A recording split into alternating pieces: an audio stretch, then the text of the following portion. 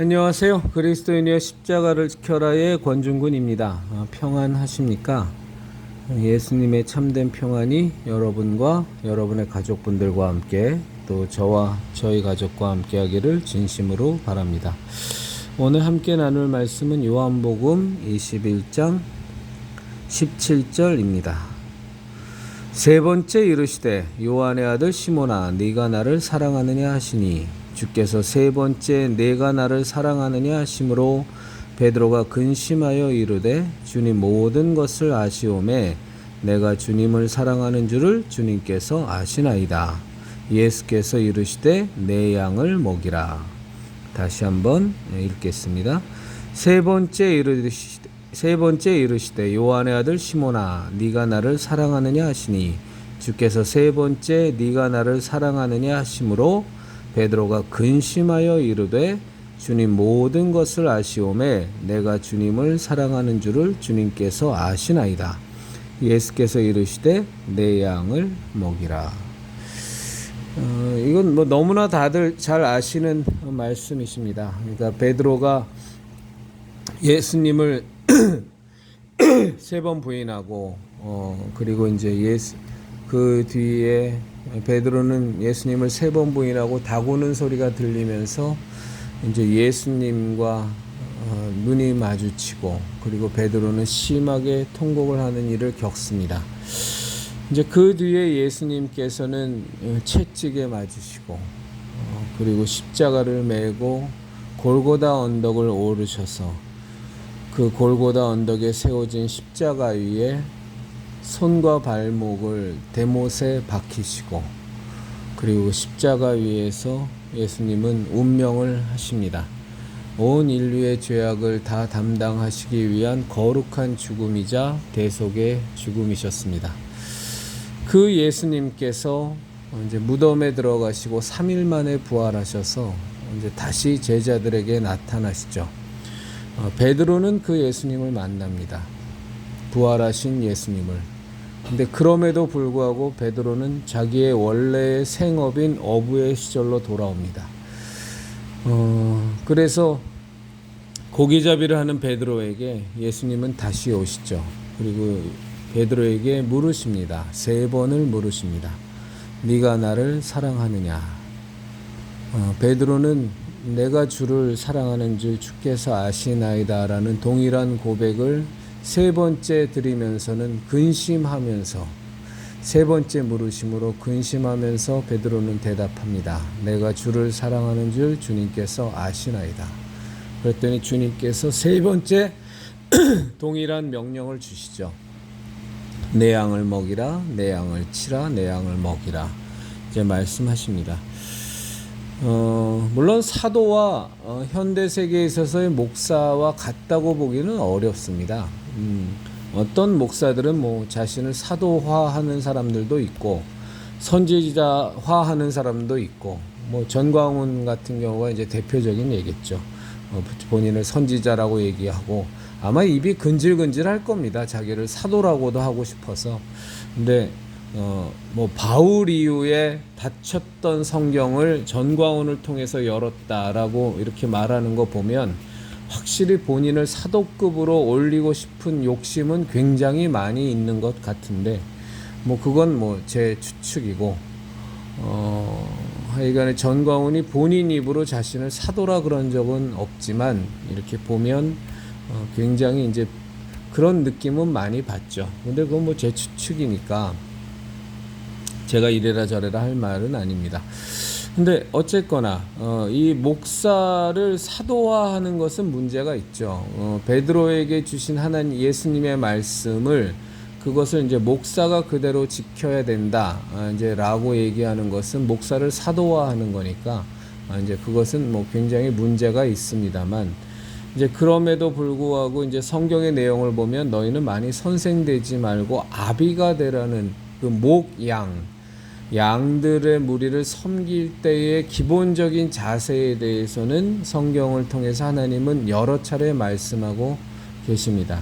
부모와 같은 마음, 아비의 같은 마음으로 영혼들을 섬겨야 된다고 가장 낮은 곳에서 올라가서 위에서 하는 것이 아니라 가장 낮은 곳에서 영혼들을 섬기는 것, 그리고 그렇게 살겠다고 스스로 작정하고 하나님 앞에 서원한 사람들이 이제 목사라는 직분을 이제 갖고 있는 사람들이죠. 근데 이제 뭐 그런 것들이 너무나 많이 무너져서 이제 목사라는 존재가 이제 그렇게 섬기는 존재의 본래의 모습은 이제 잊어버리고 혹은 잃어버리고 어떤 권위자로서의 모습, 마땅히 평신도와는 분명히 다른 영적인 특별 신분으로서의 모습, 이제 이런 것들이 자꾸 많이 강조되면서 이제 사실은 이제 기독교계가 너무나 많이 타락을 했습니다만, 이제 그럼에도 불구하고 예수님께서 우리에게 분명히 명백히 말씀하시는 것은 하늘나라에서 높임을 받는 자는 가장 낮은 곳에서 이 땅에서 섬기는 자의 모습이라고 분명히 말씀을 해 주셨고, 그리고 성경의 여러 군데를 통해서 아비가 자식을 돌보는 것처럼 정말로 진정한 아비가 되라고 이제 많이 권면을 하고 있습니다. 그럼 아비가 된다라는 것이 뭐냐? 영적인 부모가 된다라는 것이 뭐냐? 우리가 실제적으로 이제 신앙생활을 하면서 이제 개교회 목사를 이제 뭐 영적인 아비다 뭐 이렇게 표현하는 사람들이 많이 있습니다만, 저는 뭐 크게 틀린 말은 아니라고 봅니다. 그러나 영적인 아비가 우리가 육신의 아비와 같은 동일한 개념의 아비라면, 부모라면 분명히 거기에 뒤따르는 것, 마땅히 있어야 할 것은 그리고 기대되어지는 모습은 있습니다. 그것은 자기의 자식, 육신의 부모가 자신의 자식을 위해서 모든 것을 희생하고 모든 것에 본을 보이고 모든 것에 노력을 하는 것처럼, 그렇게 하는 것이 마땅한 것처럼 영적인 아비, 영적인 부모 또한 이제 그런 부분에, 영적인 부분에 있어서, 신앙적인 부분에 있어서, 또 신앙이라는 것이 뭐 사실상은 우리의 삶과 직결이 되는 거니까 그 삶적인 부분에 있어서 본이 되고 희생이 되고 그리고 진정으로 자기 자식을 위해서 많은 것을 섬기는, 많은 것을 바치는 이제 그런 모습들이 이제 마땅히 요구가 되어집니다. 이제 올바른 부모의 모습이라면 이제 자기 자녀들이 이제 건강하게 자라기를 바라죠. 건강하게 자란다는 것은 한편으로 보면 이제 균형감 있게 자란다라는 것과 일맥상통하기도 합니다. 예를 들어서 머리는 좋은데 몸은 너무나 허약하다. 이것도 문제가 있는 거죠. 그렇죠? 그리고 뭐 몸도 건강하고 머리도 똑똑한데 마음 씀씀이가 아주 사악하다. 이것도 굉장히 문제가 있는 겁니다. 우리는 그 아이들을 건강하게 키운다라고 할 때 인격적인 부분에 있어서의 전인격적인 부분을 정말로 건강하게, 바람직하게 우리는 키우려고 부모된 자는 마땅히 자기 자녀를 보고 그렇게 하고, 이제 그러면서도 그 전인격적인 부분에 있어서의 지적인 부분 또한, 그러니까 머리 또한 아둔하지 않도록 개발할 수 있는 것들을 충분히 개발할 수 있도록 그런 기회를 제공하기도 하고 또 함께 노력을 하기도 합니다. 그리고 육신의 건강을 위해서도 부모라면 마땅히 체근을 하죠. 그래서 너무 뚱뚱해지면 야, 이 녀석아 살 빼야 돼. 그러기도 하고, 또 너무 지나치게 뭐 외모 때문에 살을 빼면 그러다가 건강해져 하고 일부러 혼찌검을 내기도 하죠. 그래서 밥을 더 먹게도 하고, 그리고 뭐 식사를 할 때 편식을 하면 그러면 안 돼. 골고루 먹어야지. 그래야 몸에 영양분이 골고루 채워져서 네가 건강해지지. 그렇게 네가 좋아하고 입에 땡기는 것만 먹으면 어떻게 하겠어? 하고서 이제 꾸지람을 주고 잘못된 부분을 교정해 주기도 합니다. 이제 그러다 보니까 당연히 우리가 이제 그리스도인이라고 한다면 우리의 신앙이라는 것이 우리의 삶의 부분에 있어서 거의 직결되어 있으니까. 그러니까 이제 목사라는 존재는 그러니까 영적인 아비로서의 역할을 하겠다 그러면 이제 많은 잔소리들을 하게 됩니다. 그 잔소리가 때로는 설교의 모습으로도 나타나기도 하고, 이제 때로는 상담을 통해서 이렇게, 또는 성경 공부를 통해서도 이제 많은 잔소리, 많은 교훈을 이제 영적인 자녀들에게 나누어 주죠. 근데 목적은 하나입니다. 어쨌거나 균형감 있게 어느 한쪽에 치우치지 않게, 머리는 똑똑하고 마음 씀씀이도 좋지만 몸이 허약해서도 안 되고, 몸은 튼튼하지만 마음 씀씀이가 나빠서도 안 되고, 몸과 마음 씀씀이는 좋지만 머리가 아둔해져도 안 되니까 이제 골고루 우리 자녀가 제대로 자랄 수 있도록 많은 신경을 쓰는 것이 이제 그 부모된 자의 모습이죠. 똑같습니다. 그러니까 예수님께서 사도 베드로에게, 물론 사도된 베드로지만 사도 베드로에게 말한 양을 치는 모습은 뭐 동일하지 않겠습니까? 양에게 좋은 꼴을 먹이기 위해서 이렇게 푸른 초장으로 양들을 인도해 가고, 또 쉴 만한 곳을 쉴 만한 물가로 인도해서 목마르지 않게 하고 충분한 휴식을 취하게 하고, 그리고 또 외적으로부터 맹수나 곰이나 늑대나 뭐 이런 맹수로부터의 위협으로부터 양들을 지키기 위해서 목자라면 이제 목숨을 걸고 양들을 보호하는 이제 그런 모습이 우리 이제 목사에게도 기대되어지는 모습인데, 사실상은 이제 거기서 이제 너무나 많이 엇나가고 빗나가서 어떤 영적 아비로서의 권위는 누리나 실제적으로 부모로서의 마땅한 책임과 의무는 다하지 않는 모습을 많이 보게 됩니다. 그리고 이제 굉장히 좀 문제가 있는 건 뭐냐면, 이제 목사는 어떤 이제 저같이 이런 그리스도인의 십자가를 지켜라라는 유튜브 영상을 통해서 이렇게 제 신앙적 생각을 나누는, 이제 저는 이제 이것을 주로 하잖아요. 그리고 이제 요즘은 토요일 날 뭐 국회 에어싸기 도보기도회도 하고 찬양 및 전도 집회도 하면서 이제 실제로 오프라인에서도 활동을 하지만, 사실은 이제 제가 하는 영역들은 보면 어떤 특정 사역의 영역이지, 그 목사처럼 전인격적인 건강함을 위해서, 육신을 포함한 전인격적인 건강함, 영적인 건강함, 영적인 성숙, 성장, 이제 이런 것을 전체를 제가 다 다루지는 않습니다. 저는 이제 제게 주어진 사역만을 담당하니까. 근데 이제 문제는 직분은 목사인데, 그리고 교회를 심우하는데, 그리고 목양을 하는데 저처럼 하는 목사들이 의외로 많다는 거예요.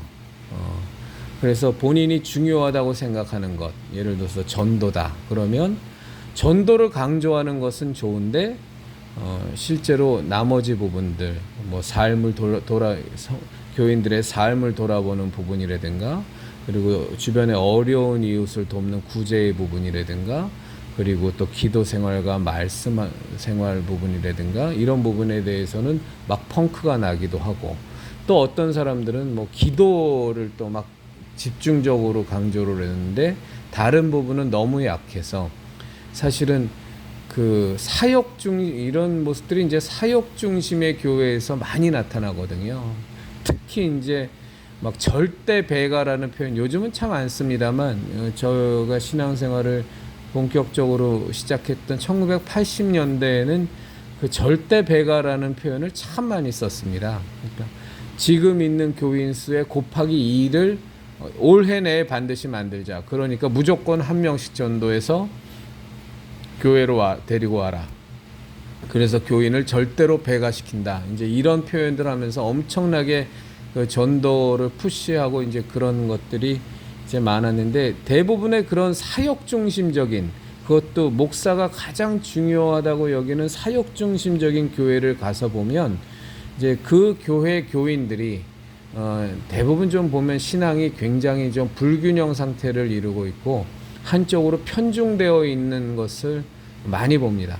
저도 이제 그런 교회를 다녔었기 때문에 그런 사역 중심적인 교회에 다니는 대부분의 교인들은 보면 어떤 특정 사역에 너무나 많이 꽂혀져 있고 그것 외에 나머지 부분은 되게 경홀히 여겨지고 별것 아닌 것처럼 치부되고 그러면서 실제로 그들의 신앙 상태를 보면 무언가 균형이 깨져 있고 굉장히 건강하지 않고 한쪽은 뭐 예를 들어 기도는 어마어마하게 뭐 한 번 했다 그러면 몇 시간씩 하고 그러는데 교인들 간의 관계는 냉랭하기 그지없고 또 주변의 어려운 이웃 뭐 이런 에 대해서 바라보는 그들을 향한 시각이라든가 마음이라든가 실제적인 구제는 뭐 정말로 아주 그냥 별로 신경 쓰지 않는 그리고 막 선교라든가 막 해외 선교 뭐 이런 부분은 뭐 아예 선교사 파송조차도 안 하는 뭐 그렇게 막 굉장히 뭔가 이 3333 뭐 이렇게 해갖고서 균형감 있게 성장을 해야 된다면 막 1, 5, 12 막 이런 식으로 막 삐쭉삐쭉하게 그 교인들이 성장되어 있는 교인들의 상태가 그런 모습을 많이 봅니다. 사실은 그건 보면 저는 거의 전적으로 이제 목사들의 책임이라고 저는 봐요. 근데 이제 그런 것도 제가 지금 말씀드리는 목사는 그래도 근본적으로 하나님의 뜻대로 살려고 하는 목사인데 그 사람이 사역에 대한 욕심, 더군다나 자기가 초점을 맞추고 있는 사역에 대한 욕심이 너무 크다 보니까 나머지 것들이 이제 소홀히 여겨져서 나타나는 부작용을 나타내는 목사를 얘기하는 것이고 아예 근본적으로 뭐 목회 자체를 직업으로 생각한다거나 돈벌이 수단으로 생각한다거나 뭐 교인을 그냥 헌금 내는 기계 정도로 생각한다거나 그리고 교회 어떻게 하든 외형적인 큰 교회당이나 지으려고 하고 교인 수만 늘리려고 하는 이런 사람은 아예 논외고요. 그건 뭐 아주 부패와 타락고 썩어 문드러진 목사들이니까 그건 논할 필요 자체가 없고 열심으로 목회를 하겠다고 하는 사람들조차도 보면 이제 자기들의 시각이 영혼을 양육하는 영혼을 바라보는 시각이 그렇게 굉장히 건강하지 않고 이렇게 균형이 깨져 있는 그런 목사들을 이제 사실은 뭐 종종 보는 건 아니고 굉장히 많이 보게 되죠. 이제 요즘 세태로 본다면, 요즘 세태 현대교회로 본다면 가장 크게 잃어버린 것 중에 하나가 좀 많이 일그러졌다라고 생각하는 게 이제 목사가 마땅히 해야 될 일들 가운데에서 설교가 너무나 큰 비중을 차지하는 것 같아요. 설교가. 그리고 굉장히 소홀히 되는 부분이 전도 부분이 아주 소홀히 되는 상황인 것 같고 그 전도가 그렇게 소홀히 되는 데에는 아마 가장 큰 원인은 종교다원주의일 겁니다. 종교다원주의가 뭐 한국 기독교계를 완전히 지배하고 집어삼킨 상태이기 때문에 이 종교다원주의가 이 편만해버리면 그렇게 되면 뭐 사실은 전도의 열정, 영혼을 구원하고자 하는 구령의 열정은 반드시 반비례적으로 완전히 뭐 주저앉을 수밖에 없으니까. 그러니까 설교는 뭐 이런저런 뭐 많은 소위 말해서 정보 소스들도 있고 또 훈련들이 잘 돼 있어서 이제 겉으로 이렇게 보기에는 아주 매끄럽고 유려하고 세련된 설교들을 참 잘하죠. 참 잘하는데 이제 그게 왜 그럴까 생각해 보면 이제 목회자의 사역 가운데에서 이제 설교에 너무 많은 중점을 두고 나머지 부분은 좀 상대적으로 굉장히 소홀히 하는 혹은 그렇게 해도 된다라고 이제 생각하는 이제 경향들이 좀 있는 것 같아요. 근데 절대 저는 그러면 안 된다고 봅니다. 개교회를 목회하는 목회자는 목양을 하는 입장에서는 양들의 영적인 건강과 그 다음에 인격적인 건강, 그 다음에 삶에서의 건강, 또 육신의 건강, 그 모든 것들을 다 하나님께서 예수 그리스도의 십자가의 대속의 은혜로 우리에게 다 이 총체적인 소위 말해서 통전적인 구원을 우리에게 다 주신 거기 때문에 사실은 이제 목사도 같이 동일하게 그런 맥락으로 가야 되는데 뭐 굳이 영지주의라든가 이제 이런 쪽으로까지는 안 빠져 있는 목사라고 할지라도 이렇게 보면 이제 그런 데에서 균형감을 잘 맞춘 목사는 참 찾기가 쉽지는 않습니다. 예. 그게 이제 어떻게 보면 또 인간이 안고 있는 한계이기도 해서 이제 그런 것들을 이제 목사에게 전적으로 다 바람을 갖고 있는 것도 좀 문제일 수 있죠. 근데 이제 그런 상황, 이런 상황을 놓고서 볼 때 저는 목사들이 좀 이건 올곧게 목회를 하려는 목사들만을 대상으로 하는 겁니다.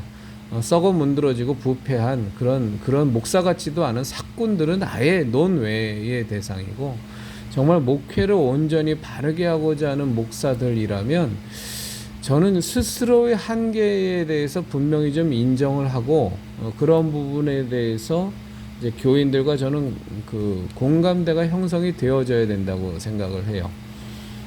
무슨 얘기냐면 얼마 전에도 이제 한 성도님하고 그런 얘기를 나눴는데, 저는 진정한 목사라면 반드시 그 나와야 되는 그 멘트, 나와야 되는 말에 이런 것이 있어야 된다고 봅니다.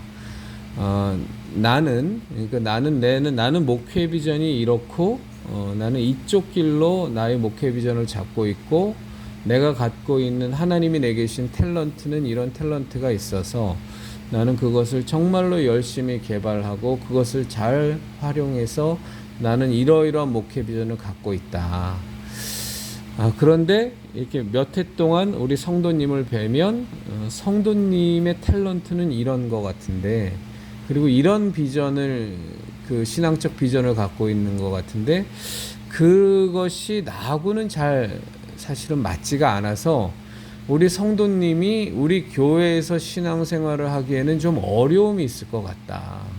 왜냐하면 나의 탤런트와 나의 목회 비전은 이런 A인데 성도님의 탤런트와 성도님의 신앙 비전은 B니까 이게 이제 서로 간에 매치가 안 되니까 성도님이 좀 많이 힘드실 것 같다. 그리고 나도 내가 갖지 못한 탤런트, 내 부족한 부분을 우리 성도님에게 있어서 제대로 그 부분, 나조차도 갖고 있지 못한 탤런트고 비전이기 때문에 성도님이 목말라하는 부분을 제대로 채워줄 능력이 없다. 그래서 근데 예를 들어서 내가 아는 목사 중에 성도님과 비슷한 목회 비전을 갖고 있고 그런 탤런트를 갖고 있는 목사가 있는데, 한번 몇 달간이라도 내가 연락을 취해 놓을 테니까 몇 달간이라도 그곳에서 교회 생활을 해보는 것은 어떠냐. 전 이런 제안을 할 수 있는 목사가 진짜 목사라고 봅니다. 그런데 아쉽게도 저는 여태까지 굉장히 많은 여러 교회를 다녔지만 이런 얘기를 하는 목사들을 본 적은 없어요. 아까 말씀드린 것처럼 사꾼 목사들은 제외입니다. 그들은 아예 양들을 잡아먹는 사람들이니까, 그저 돈 내는 기계로 생각하는 종자들이니까 그건 아예 배제하더라도, 목사다운 목사라고 할지라도 방금 말씀드린 이런 식으로 목양에 대해서 고민하는 사람은 저는 못 만나본 것 같아요. 어떻게 하든 그저 내교인 삼기에 좀 바빴던 것 같고, 또 다른 교회로 가는 것에 대해서는 무조건적으로 부정적으로 생각하고, 어떻게 하든지 내 교회 교인으로서 활동을 하는 것만이 바람직한 것처럼 계속 그런 기조를 유지해 왔지, 저 영혼이 물론 처음엔 잘 모르겠죠. 근데 이제 같이 신앙생활 하다 보면 점점 알게 되니까 당연히 알지 않겠어요? 목양을 하는 입장이라면. 그래서 이제 세월이 흘러가면서 저 영혼이 바라는, 그리고 이 갖고 있는 탤런트와 비전이 저런데 정말 나하고 함께하면 저 사람이 제대로 그 날개를 피지 못하고 많이 저 안에 계신 성령님이 제한될 것 같은데 이게 옳은가를 놓고 고민하고 더 좋은 길을 제시하고 더 나은 목사를 제시하는 그런 목사는 전 여태까지 본 적이 없는 것 같아요. 그럼 뭐 그것을 제시하지 못한 데는 뭐 여러 가지 이유가 있겠죠. 뭐 가장 큰 이유는 저는 솔직히 내가 옳다고 생각하는 그런 교만에서 온다고 봅니다. 나만큼 훌륭한 목사가 어딨어. 그래 나만큼 영혼을 위해서 수고하고 기도하고 눈물 흘리고 말씀 연구하고 관심 많이 갖고 이런 나만한 목사가 어딨어. 뭐 누굴 추천해줘. 뭐 이런 제일 큰 이유는 오만과 교만이라고 보고요. 이제 두 번째 이유는 교인이 너무 많아요. 이제 교인이 너무 많다 보니까 사실은 그 영혼 한 명 한 명에 대해서 제대로 그 상태를 영적 부모된 입장에서 제대로 파악조차 하고 있지 못하죠. 하고 있지 못하고 오로지 우리 교회의 비전은 이런 거니까 또 내가 가고자 하는 목회는 이런 거니까 따라와. 순종해. 그럼 복을 받아. 불순종하면 넌 저주받아. 뭐 이런 식의 그 목회 행정 편의주의적인 것처럼 목회 편의주의적으로 이렇게 가다 보니까 영혼들의 이렇게 오히려 목사들 밑에서 자신들이 개발되어지고 자신들의 영적인 성숙을 이루고 자신들의 신앙 비전을 성취하기보다는 오히려 그런 것들이 마구마구 제한되어지고 옴짝달싹 못하게 그 동아줄에 꽁꽁 묶이는 것 같은 이제 그래서 클 수 있는 영혼이 하나도 크지 못하고 세월은 오래 갔지만 영적인 부분에 있어서나 그가 담당하는 사역 부분에 있어서는 아주 일천한 단계에 머물러 버리게 되는 그런 안타까운 일들이 많이 벌어지는 것 같아서 좀 그런 부분이 있습니다. 이제 이런 부분이 저는 극대화된 교회가 이단 사이비 교회라고 보거든요. 이단 사이비 교회를 가면 아주 극대화돼 있죠. 오로지 목사가 생각하고 목사가 가고자 하는 것만이 옳고 그 외의 것들은 너무 하찮은 것처럼 다 치부해 버리니까 지금 전광훈 세력의 그 정광훈 세력도 똑같은 양상 아닙니까? 전광훈이 중요하다고 생각하는 뭐 진짜 뜬금없이 지금 자유통일이라든가 뭐 천만인 서명이라든가 뭐 온갖 편법을 동원해서 그냥 푸시하고 있지만 주사파 척결이라든가 이제 이런 지금 시대하고는 맞지도 않는 더 중요한 것은 차치하고 오로지 교인들을 선동하고 이제 교인들을 자기의 뜻과 목적대로 유린하기 위해서 제시하는 그런 목표들에 함께 따라오면 그는 심지어 생명책에 기록될 사람이고 그것을 따라오지 않으면 생명책에서 제해버리는 저주받는 사람이 돼버리는 아주 극단적인 그 오로지 목사가 제시하는 것이 옳으니까 너의 개인적인 탤런트라든가 너의 개인적인 신앙 비전은 다 접어. 그런 건 정말로 중요하지 않은 거야. 하찮은 거야. 자꾸 그런 거에 연연하지 말고 지금 당장 제일 중요한 전광훈이 제시하는 이 비전과 이 목표에 너는 올인해야 돼.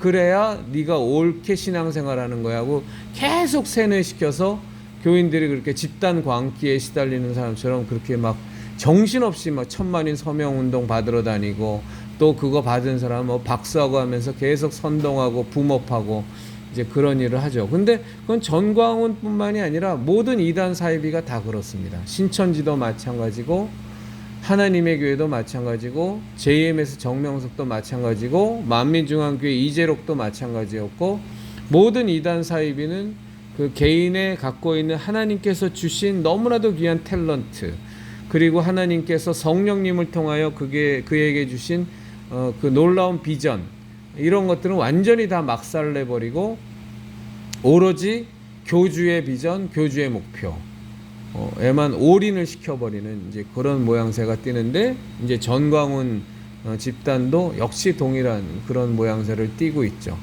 그런데 이제 그런 모습이 사실은 전광훈 집단만큼은 아닐지 몰라도 기존의 교회, 소위 보수내 정통이네 하는, 기장 쪽은 빼겠습니다. 그건 좌파 빨갱이 교회니까 아예 빼고, 이 정통 보수라고 하는 이 교회에서도 그것도 올바르게 목회를 한다고 그나마 정평이 되어 있는 목사들 가운데에서도 역시 그 정도는 덜할지 몰라도 동일한 패턴, 동일한 모습의 목회를 하는 목사들이 거의 대부분이라는 거죠. 이제 그렇게 해버리면 양들이, 소위 말해서 교인들이 건강하게 균형감 있게 성장하지도 못할 뿐만이 아니라 정말로 하나님께서 그 사람에게 주신 고유한 탤런트가 개발되고 그것이 빛을 발하는 데에도 굉장히 제약을 갖고, 또 신앙적으로 갖고 있는 그 신앙 비전마저도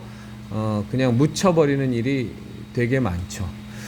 이것이 이제 우리가 사도행전을 보면 아주 좋은 예가 나오는데, 그 12사도가 여러 가지 분주한, 소위 말해서 그냥 제가 편의상 말하면 이런저런 일상의 잡사, 일상적으로 반복되는 일들을 덜어내고, 그 사도들은 기도하는 것과 말씀에 전무하기 위해서, 기도하는 것과 말씀 전하는 것에 전념하기 위해서 집사들을 세웠죠. 그런데 그 사도들의 그 원래의 목표와는 다르게 하나님께서는 스데반과 빌립을 엄청난 전도의 도구로 사용을 하셨죠.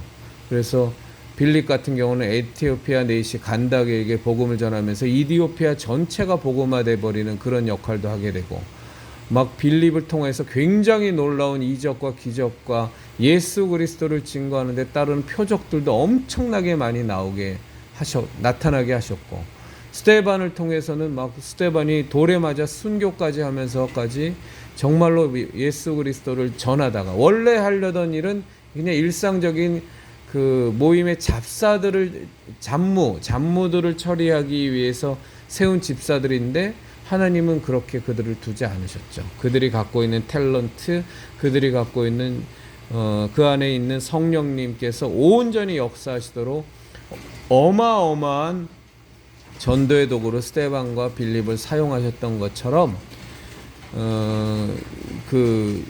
지금 이 시대에서 깨어있는 목사들도 사실은 교인들을 바라볼 때 항상 염려를 해야 되는 부분이, 저는 그 부분이라고 봅니다. 혹시 나의 부족함으로 말미암아, 나의 편협한 생각으로 말미암아, 나의 그 제한적인 신앙 영역으로 말미암아 우리의 교인들이 제대로 활개를 피지는 못하고 있지는 않은가, 막 제한되어지고 그 역량이 축소되어지고 그 역량이 묻히고 있지는 않은가에 대한 고민이 목사들에게는 항상 있어야 됩니다. 그런 것이 없는 목사라면 사실은 영적인 아비로서의 목사의 모습에서는 실격인 거죠. 그러니까 목사들은 어찌하면 저 교인을 내 교인을 만들까가 아니고, 어찌하면 저 교인이 정말로 성령님의 사람이 되어서 놀랍게 하나님께서 쓰시는, 하나님께서 그를 향해서 갖고 계신 그 계획들이 하나도 제한되지 않고 놀랍게 발현될 수 있도록 하느냐, 이 부분이 이제 목사들에게는 굉장히 중요한 숙제가 되어야 되는데, 이제 과연 그러냐라고 보면 이제 암울한 것이 지금 현대 한국 기독교계의 이제 모습입니다. 이제 그런 어떤 탤런트나 비전의 개발, 이런 측면도 있고, 이제 올곧은 목사라고 우리가 보통 그 평가되어지는 목사들 가운데서도 정말로 또 이게 영적인 아비로서의 기본적인 자질이 있는가라는 측면을 바라보면 이제 사실은 거기에도 굉장히 많은 물음표는 찍힙니다.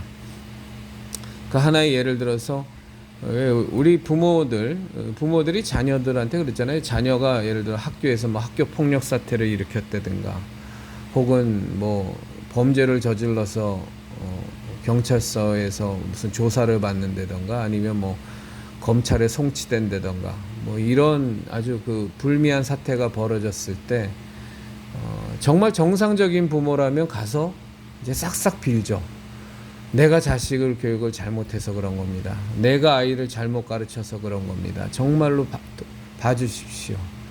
정말로 이 아이가 잘못의 원인은 내게 있으니 이번 한 번만 좀 우리 아이를 좀 봐주십시오. 잘못한 거 분명히 압니다. 그렇지만 이 아이가 저지른 잘못에는 이 부모된 나의 잘못이 주요 원인이니 내가 잘 키우지 못한 탓이니 차라리 나를 벌하시고 이 아이를 용서해 주세요. 이러는 것이 사실은 우리 부모의 기본적인 마음인데, 그리고 이제는 뭐 완전히 다 사라져 버렸지만 이제 이전에 이제 선생님들 같은 데서 보면 왜 그 학생들이 제자가 이렇게 사회적으로 무리를 일으킨다거나 범죄를 저지른다거나 학칙을 위반한다거나 뭐 그렇게 해갖고서 뭐 경찰서에 끌려가고 뭐 조사를 받고 이럴 때 되면 선생님들이 와서 대신 무릎 꿇고 싹싹 빌고 그러잖아요. 내가 선생님인데, 이 아이의 담임 선생님인데 아이를 정말로 제가 잘못 가르쳤습니다. 다시는 이런 일 벌어지지 않도록 내가 잘 교육할 테니까 이번 한 번만 좀 용서해 주십시오 하고 그냥 손이 발휘되도록, 예전의 모습인데 이제는 그런 모습 다 없죠. 근데 그렇게 하는 스승들이 있었지 않습니까? 근데 사실은 이제 그런 모습이 자연스럽게 영적인 부모라고 한다면 목사에게도 있어야 되는데, 뭐 동일하게 예를 들어 뭐 범죄를 저질러서 뭐 경찰서에 끌려가서 조사를 받는다거나 어떤 뭐 법정에 선다거나 그랬을 때에 정말 목사라면, 진정한 목사고 영적 부모라면 법정에 출두해서 내가 이 아이의 이 사람의 담임 목사인데 내가 신앙교육을 잘못 시켜서 내가 이 사람에게 신앙적인 본을 보이지 못해서 정말 이 사람이 이런 실수를 한 겁니다. 전적으로 이 사람의 잘못은 나의 잘못에 기인합니다. 내가 제대로 목양을 하지 못해서 그런 거니 정말로 경찰관님, 뭐 판사님, 검사님 차라리 저를 벌하시고 이 사람의 죄를 경감하여 주십시오 하는 목사가 뭐 단 한 명이나 있나요? 아예 그런 생각 자체를 안 할 거려? 그냥 그런 어려운 지경에 놓이면 그냥 기도해 주는 것으로 본인의 소임을 다 한다고 생각할 거려? 그 사람이 범죄를 저질렀거나 무언가 잘못했을 때 뭐 사업을 하다가 그리스도인답지 못하게 사업을 하다가 망했을 때 그렇게까지 망가진 그 신앙의 모습을 보면서 정말 내가 저 사람을 제대로 목양하지 못해서, 잘 섬기지 못해서, 제대로 교육하지 못해서 지금 저 사람이 예수님을 믿고서도 벌써 5년이 지났고 10년이 지났는데도 저렇게 사는구나라고 자기 가슴을 치며 자기 가슴을 찢으며 하나님 앞에서 대신 회개하고 눈물 흘리고 그러는 목사들이 과연 얼마나 있을런지는 저는 잘 모르겠습니다. 그래서 목사는 굉장히 어려운 길입니다. 그래서 제가 뭐 요즘 그 간혹 가다가 요즘은 뭐 제가 하도 몇 번이나 밝혔기 때문에 아예 우리 형제자매님들이 저한테 그런 얘기도 안 하십니다만, 이제 제가 갖고 있는 이제 목회자의 관은 이제 이런 관을 갖고 있다 보니까 뭐 도무지 이건 제가 감당할 수 있는 영역이 아니죠. 이제 저처럼 인격적으로도 부족하고 신앙적으로도 문제가 많고, 그리고 이 신앙적인 균형감도 제대로 이렇게 갖춰져 있지 않은, 뭐 한쪽은 되게 특화돼 있지만 또 한쪽은 되게 문제가 많은 이제 저 같은 사람이 대학교 때는 그렇게 목사 되기를 원했었지만 정말 그런 모습들을, 저 자신의 모습을 냉철하게 보면서 나 같은 사람은 절대 목사가 되면 안 되겠구나 하고 이제 결심하게 되고, 이제 또 여태까지 이제 오고 있습니다만 저는 앞으로도 목사가 될 마음은 없습니다. 저 자신의 그런 균형 잡힌 양들을 잘 키울 수 있는 자신도 완전히 없을 뿐만 아니라 그렇게 하기엔 제 자신이 너무나 부족하다고 보기 때문에 그런 목양을 할 자신이 눈꼽만큼도 없거니와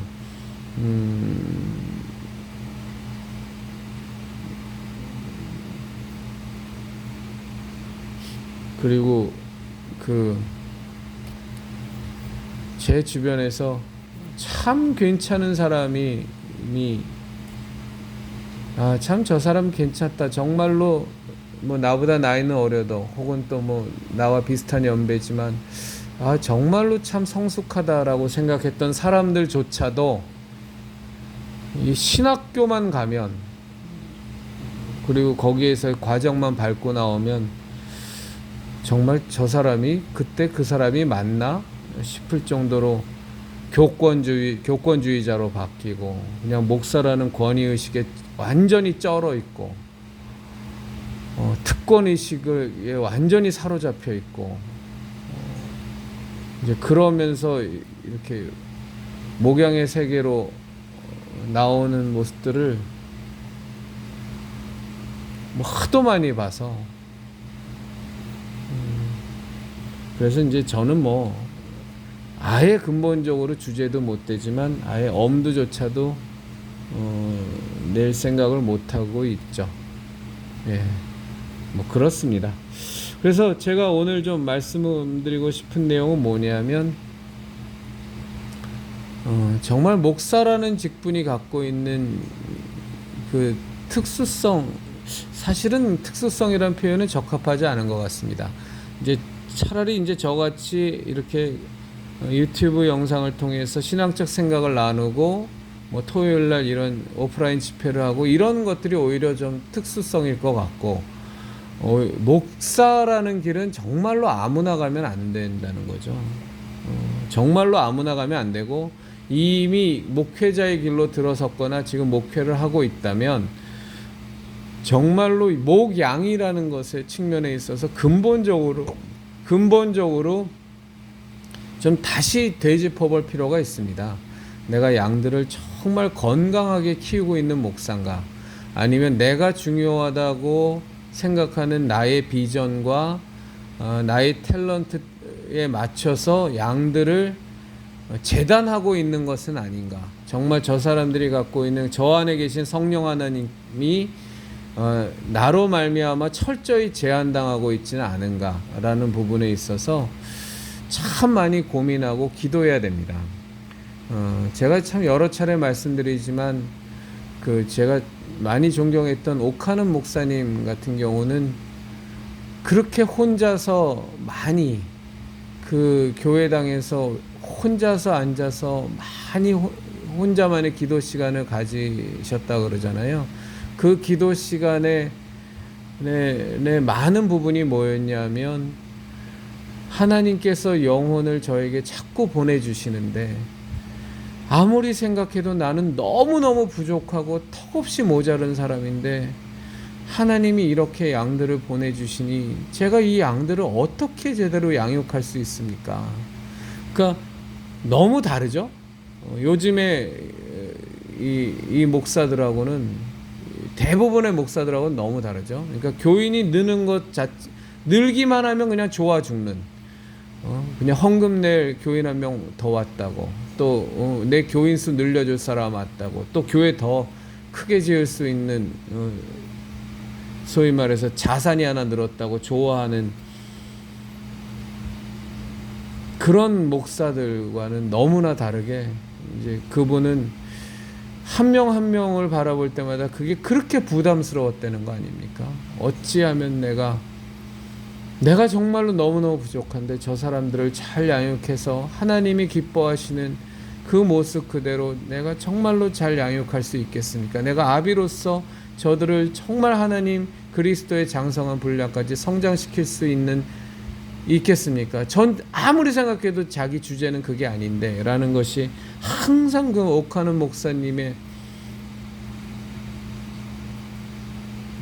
숙제였다고 하니 참 귀한 분이죠. 뭐 그분에 대해서도 뭐 많은 단점들이 얘기가 나옵니다만 뭐 이 시간에는 뭐 그런 얘기는 하고 싶지는 않고요. 이제 그렇습니다. 그래서 저는 이 마지막 때에 왜 좋은 목사들이 없겠어요, 그렇죠? 소수나마 있겠죠. 절대 다수는 아니고요. 분명히 우리가 냉정하게 볼 거는 인정할 건 인정하고 가야 그래야 회개도 되고 그래야 발전도 있는 거니까. 지금 현대 한국 기독교계에 있어서 목사들은 쌀벌레가 훨씬 더 많죠. 쌀알보다는. 그 비율이 얼마인지는 모르겠지만 저는 뭐 올고든 목사가 10%는 안 될 거라고 생각합니다.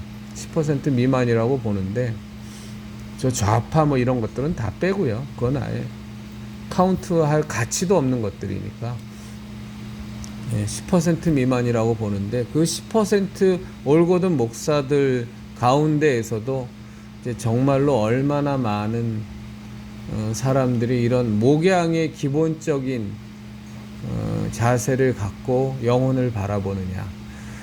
내가 정말로 특권의식은 없는가. 내가 정말로 말은 번드르르하게 하지만 교권에 사로잡혀 있는 자는 아닌가. 내가 굉장히 겸손한 척하고 낮은 척하지만 실제적으로 교인들을 바라보면서 내가 그래도 우월한 지위에 있다라고 착각하고 있지는 않은가. 그리고 겉으로는 내가 되게 겸손한 척 말을 하고 교인들을 섬기는 척 말을 하지만 실제로 내 마음속에는 그들을 무시하는 마음이라든가 하인처럼 생각하는 마음은 없는가. 또 실제적으로 내 입에서 나오는 말들이 그들을 너무 무시하는 언행들을 쉽게 막 하고 있지는 않은가. 그리고 나의 이 부족한 역량으로 말미암아 저 영혼들 가운데에서 갖고 있는 저 사람들의 역량과 그 비전과 성령님의 역사가 철저히 제한되고 땅에 묻혀져 있지는 않은가. 참 바른 목사가 된다라는 건 하나 분명한 것은 바른 부모가 되는 것에 곱하기 100배 1000배 어려운 것 같습니다. 뭐 대충 올바른 척하는 목사, 그냥 내가 옳은 목회가, 내가 옳다고 생각하는 목회관과 내가 옳다고 생각하는 비전과 그 길을 향해서 뭐 막 달려나가는 그 뭐 기본적인 것은 하면서 말이죠. 뭐 그런 목사라면 이런 고민조차도 필요가 없겠지만 정말로 양무리를 잘 섬기기 위해서 부모의 마음으로 하는 살기를 원하는 목회자라면 저는 뭐 제가 이렇게 짐작컨대 뭐 저는 뭐 언강생심 엄두도 안 나고 뭐 너무너무 어려운 일 같아서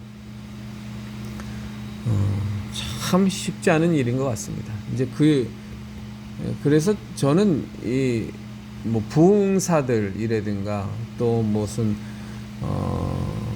이렇게 특수 사역을 하는 사람들이 이렇게 자꾸 목사 타이틀을 다는 게 전 좋다고만 보지는 않아요.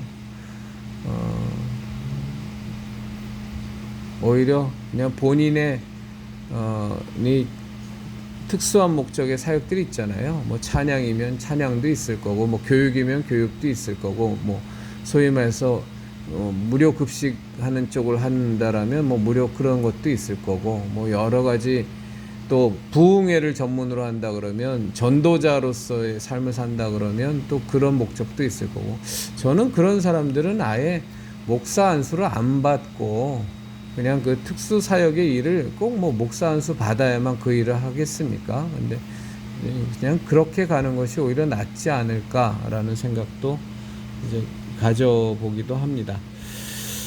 제가 오늘 굉장히 꼭 전하고 싶은 내용이 있었는데 이 내용은 지금 시간이 너무 많이 가서 다음에 나누도록 하겠습니다. 그리스도인이여 십자가를 지켜라의 형제 자매님들, 우리 예수님만이 우리의 구원이십니다. 예수님만이 우리의 길이요 진리요 생명입니다. 예수님 외에는 우리에게 길도 없고 진리도 없고 생명도 없습니다. 예수님 외에는 구원을 받을 방법은 전혀 없습니다. 우리 이 십자가 신앙을 꽉 붙들고 이 십자가 신앙을 사람들에게 전파하고 함께 나누고 그래야 함께 생명과 구원의 길로 많은 이들을 돌아오게 하는 우리들이 되기를 진심으로 바랍니다.